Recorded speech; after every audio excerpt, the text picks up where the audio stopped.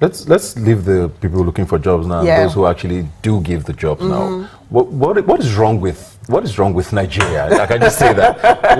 Why are the jobs so hard to come by? Are there not enough jobs? Are we depending too much? Is the situation with the job the same thing as the economy, where oil has become this thing and everybody forgot that we had to build other sectors? What is actually wrong? Okay, for when it comes to the employers, for them, the major issues that we have with employers, or employers have, is that there are a lot of people looking for jobs. But if you put out a vacancy and 500 people apply, and from those 500, you know at least 450 will fit into what you're looking for, you won't feel too bad. Okay. But if you put out a vacancy and 500 people apply and you're looking for 2, I mean, you know that within that 500, from your statistics, only 2 of them will fit in because they have not been well prepared, then it becomes frustrating for the employers. And that's why you have ridiculous, things. When you look at criteria for jobs, somebody tells you to be 26 years old with 4 years experience, and you're thinking, when did I get to school? And 2 degrees. Yeah, exactly. But what they're trying to do is actually to reduce the number of applications, not because they don't want to give out jobs. But here's the thing. There are jobs in sectors that don't have the glamour. Like what are those sectors? Like oil and gas. Now, oil and gas has the glamour. Everybody wants to work there. But now, with what is happening, of course, they're retrenching. But you have so many sectors. You have SMEs who are looking for people to employ, but nobody wants to apply there. They say it's a one-man business. I don't want to work there. You know, so there are, I know SME owners who tell me things like, for 6 months I've been trying to employ, I can't find anybody. And there are people at home who would never apply there. You know, we have sectors like the retail sector. The retail sector in many economies is one of the largest employers of labor. But in Nigeria, there's very little attention paid on the retail sector. And yes, though we have a lot more hypermarkets, supermarkets, and all the big names coming in from other countries, we still find very few graduates who want to work in that sector because, like I said, the awareness is not there. We even have sports. We have agriculture. Many graduates believe that agriculture, for you to be in agriculture, you have to go to the farm. You have to be, touching the sand.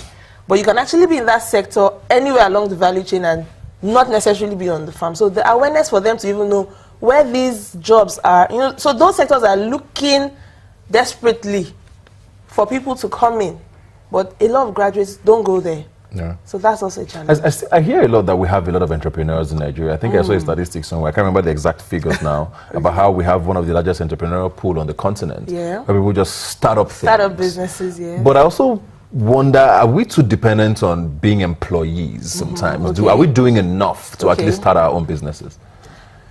I think so. I think so because the truth is, because of this employment issue we're talking about, everybody wants to start a business. Now, but the challenge with that is we also have, just as we have a high rate of entrepreneurs, we have a high rate of failed businesses. Because many people start businesses out of hunger, not really out of passion. For the wrong reasons. For the wrong reasons, and they're not well prepared. Because if half of the businesses that start up in a year in Nigeria can succeed, there will be more jobs for everybody. But we have, so I think a lot of people are going into businesses, but the preparation is what I think. There's something faulty there. To be able to it goes back to training, it goes back to skills. Even though we have an entrepreneurship curriculum in universities, for me, by my own assessment, it doesn't really give the... It's still very theoretical? Yes, it's theoretical. It doesn't give you what you really need to go out there and start a business successfully. So people want to start businesses, but you have...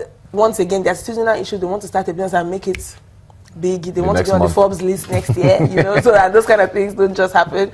So, but I think we can push towards entrepreneurship, but while doing that, even these entrepreneurs need to employ people. Yes. So someone still has to work for somebody. Yes. So when we train graduates, I always say, if you can go into a business and you can actually have all these employability skills we're teaching you, that business will grow.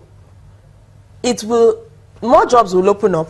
If you grow with that organization, you become a boss of somebody else. And it's easier to grow in a growing business, that's your personal career, than to grow in a big, large organization where you're just a statistic somewhere down there that nobody knows. But if you get the right skills, and then you go work in an organization that you can push and make it grow, then you even grow faster than you thought in the first place. I said at the beginning of the show that there were a lot of promises made during the campaigns. Yes. We don't know that a lot of them have been fulfilled yet, especially with regards to jobs, because the unemployment rate is still very high. What are some of the things government should be doing, or some sectors they should be looking at to make that pool thinner? Okay, for me, the government should really look into NYSC. Okay. Interesting. That's 1 year.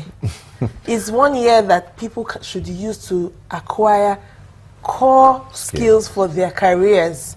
They shouldn't be forced to work here or there. I know that, of course, the demand from the graduates will always be more than the supply, but as much as possible. If I can be a copper in an organization and I'm working hard, I'm developing my skills in line with the career I actually want to do, then that improves my employability. And when I sit in an interview, I can tell the employer, I can answer questions from a point of view of knowledge or some kind of experience that I've had. And then during that time in the NYSC, there should be training. I keep going back to employability skills, because at points we see that gap. We keep measuring that gap and training graduates to fill the gap between what we learned in school, what employers are looking for. The government should take up the responsibility of training these graduates, and it doesn't even have to be going ahead to create another ministry of training graduates or whatever. I'm just kidding, but you know what I mean. We don't have to reinvent something brand new. We can work with things that are existing, like universities.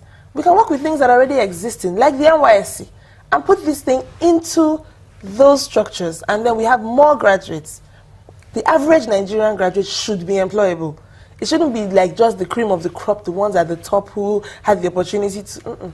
But if the government doesn't take full responsibility for this, no matter how much you incentivize, like we had the GIS and all of those organizations, if they get somebody in there and even you are paying the salary for the person, and the person doesn't have the skills that they need, the person is taking up their oxygen, they will still be reluctant to employ these graduates. You talk about NYSC and making sure people get proper skill in that year.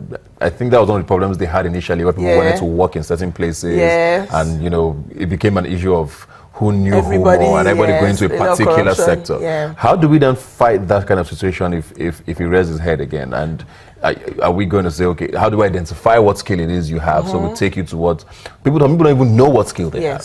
So how do we work around that? That's where assessment comes in. Okay. Pre-assessments.